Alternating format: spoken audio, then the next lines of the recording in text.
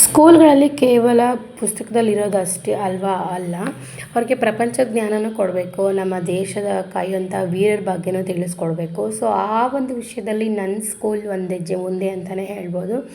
26th of July Kargil Vijay ದಿವಸ celebrate ಮಾಡ್ತಾಯಿದ್ದೀವಿ. So ನನ್ನ ಎಲ್ಲ ಪುಟ್ಟ ಸೋಲ್ಜರ್ಸ್ ಕೂಡ ಆರ್ಮಿ ಡ್ರೆಸ್ಸಲ್ಲಿ ಬಂದಿದ್ದಾರೆ. ಅಲ್ಲಿಂದ ಅಮರ್ ಜವಾನ್ ಪಾರ್ಕಿಗೆ ಹೋದ್ವಿ. ಪರೇಡ್ ಮಾಡಿಕೊಂಡು ಮಕ್ಕಳು ನೀಟಾಗಿ ಬಂದು ಆ ಒಂದು ಕಾರ್ಗಿಲಲ್ಲಿ ಮರಣ ಹೊಂದಿರೋ ಎಲ್ಲ ಸೋಲ್ಜರ್ಸ್ಗೂ ಕ್ಯಾಂಡಲ್ ಮತ್ತು ಫ್ಲವರ್ಸನ್ನು ಇಡೋದ್ರ ಮೂಲಕ ಅವರು ನಮನ ಸಲ್ಲಿಸಿದರು.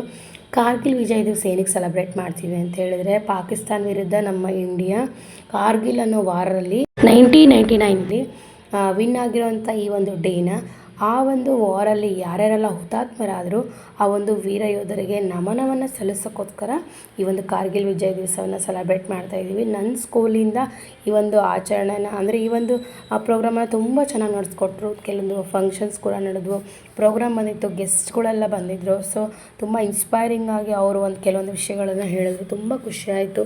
And end of the program ನಮ್ಮ ಸ್ಕೂಲ್ ಸೆಕ್ರೆಟರಿ ಅವರು ಒಂದು ಅನೌನ್ಸ್ ಮಾಡಿದ್ರು, ಆ ಒಂದು ಅಮರ್ ಜವಾನ್ ಪಾರ್ಕಲ್ಲಿ 24 hours ಯಾವಾಗಲೂ ಜ್ಯೋತಿ ಉರಿಬೇಕು ಅಂಥೇಳಿ ಅನೌನ್ಸ್ಮೆಂಟ್ ಮಾಡಿದ್ರು.